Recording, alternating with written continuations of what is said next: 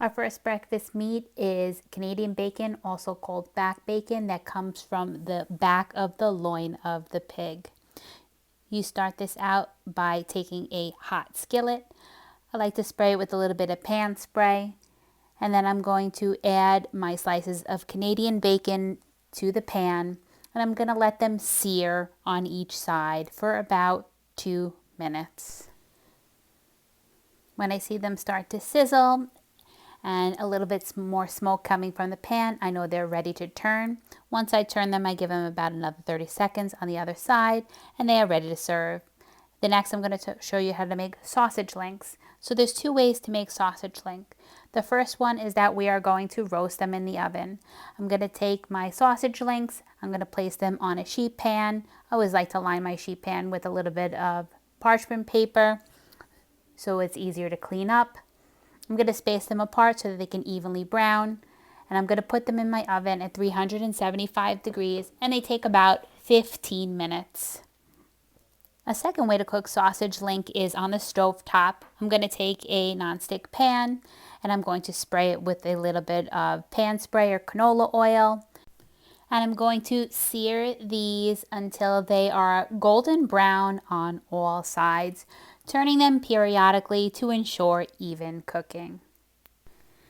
After I have seared them all the way around and I see some nice golden brown sides, I'm going to take about 1/4 cup of water and I'm going to put a lid on top of the pan and I'm going to let them steam for about 7 minutes until they are fully cooked inside, no longer pink, and about 160 degrees. When they are fully cooked, I'm going to put them in my serving dish to prepare to eat. My other sausage links have been in the oven for about 15 to 20 minutes and I'm going to take them out. You can see that they are nice and golden brown all the way around and they are fully cooked on the inside as well. So these are the 2 methods of cooking pork sausage links. Next, we are going to show you how to make bacon in the oven. So in order to make strips of bacon in the oven, you are going to take a sheet pan, and I like to line it with parchment paper for easy cleanup. And you're going to separate the strips of bacon and you're going to lay them out on the sheet pan. And you could put them pretty close to each other. You just want to try not to make them touch each other, because if they do during the cooking process, they will actually cook together. And when you try to separate them, they will rip apart. So I'm going to slowly peel each one of these strips of bacon off. And I'm going to lay them on the sheet pan. I have my oven on. It is preheated to about 375 degrees. And these are going to cook in the oven for about 17 minutes. These should make nice golden brown and crispy strips of bacon. If you like it crispier, you can keep it in there for more time. If you like it more undercooked, you can take it out a little bit earlier.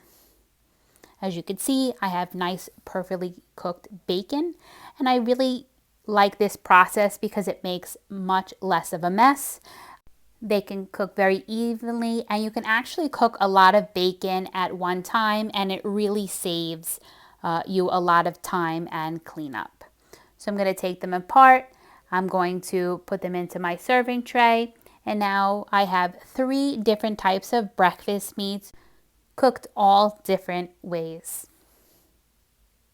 Here is a look of the 3 breakfast meats that I just prepared for you. Our next recipe is going to be corned beef hash.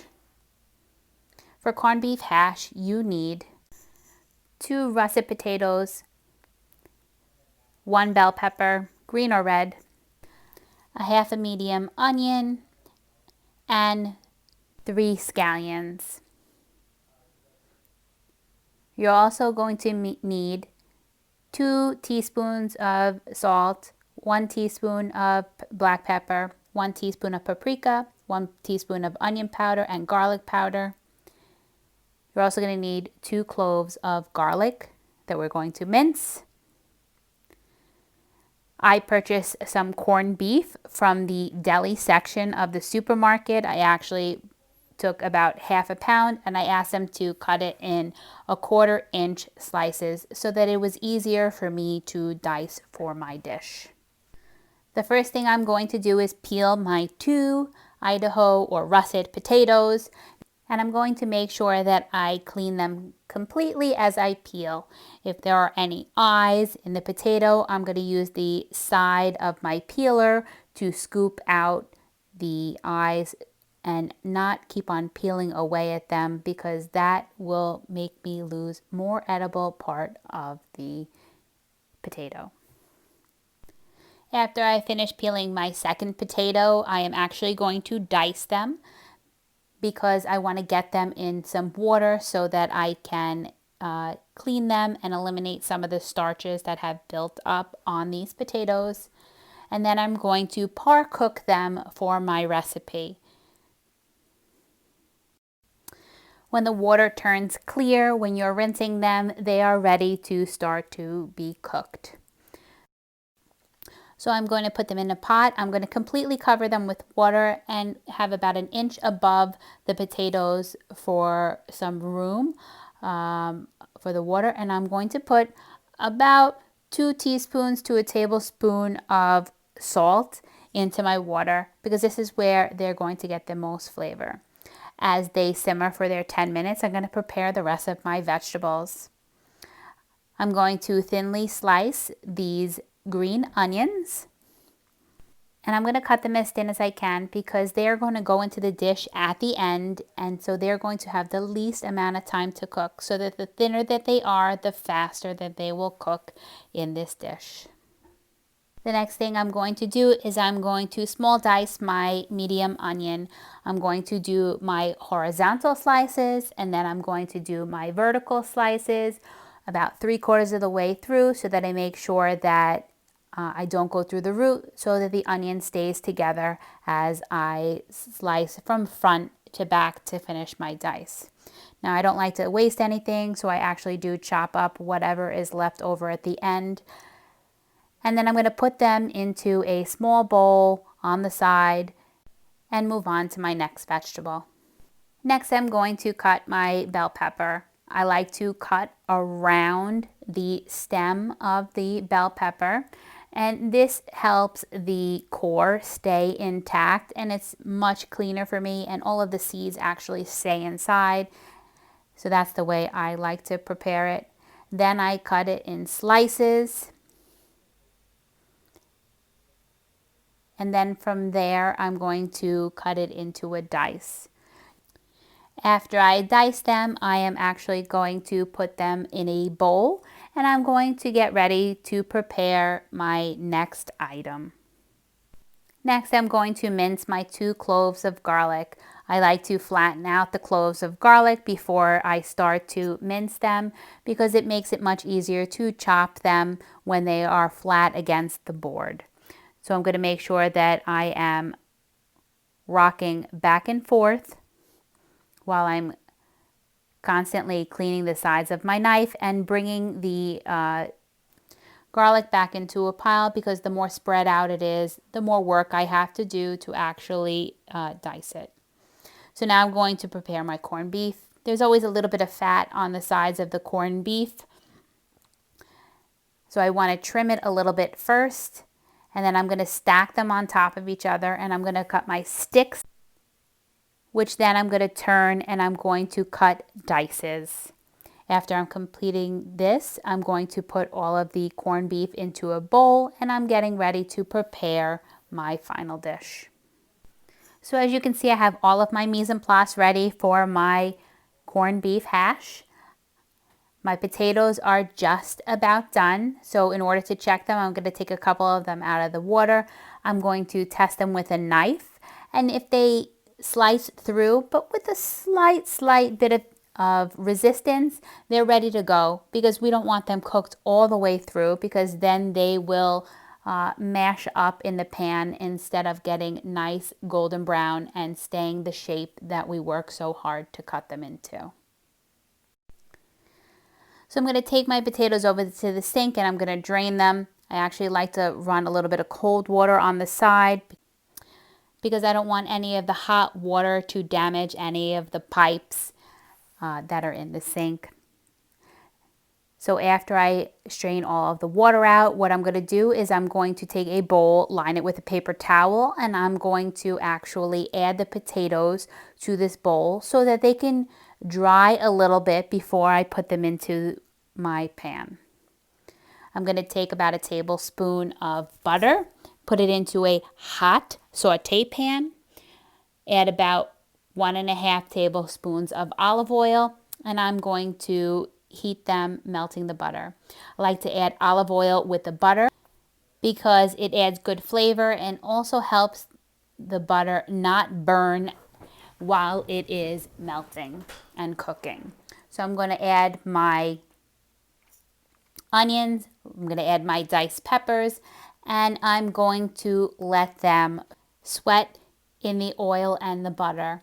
I want them to become translucent. I want them to be tender, and they will have an opportunity to get nice and golden brown when we add our potatoes. So I don't want to start that browning or caramelizing until I add my potatoes to the pan. So after they are tender, I'm going to add my garlic to the pan, and at that point I'm going to cook the garlic for about 30 seconds to a minute until I smell the aroma of the garlic. I want to make sure that I do not brown or burn the garlic during this stage. Next, I'm going to add my potatoes that have been drying in a bowl on the side. I'm going to add them all, and then I'm also going to add my seasonings, my salt, my pepper, my paprika, my onion powder, and my garlic powder at this point. I'm going to carefully combine all of these ingredients together. Make sure that I am evenly distributing all of the spices. And then I'm going to turn the temperature up on the burner so that I can have these potatoes start to brown, start to caramelize. I'm actually going to add a little bit more oil just for more flavor, because I don't think that these are going to stick to the bottom of the pan because the pan is already so hot. So as these are cooking, notice how I am not very often going to stir them. And the reason for that is that I want to make sure that they have contact with the bottom of the pan through most of the cooking process, because that is where the heat and the caramelization is going to happen. About halfway through, I'm going to add my diced corned beef to my recipe, and I'm going to stir it in, and I'm going to continue the cooking process at this point. I want to have the corned beef caramelize with the potatoes. I will also add my green onions at this point, and then I'm going to let the corned beef hash cook completely through.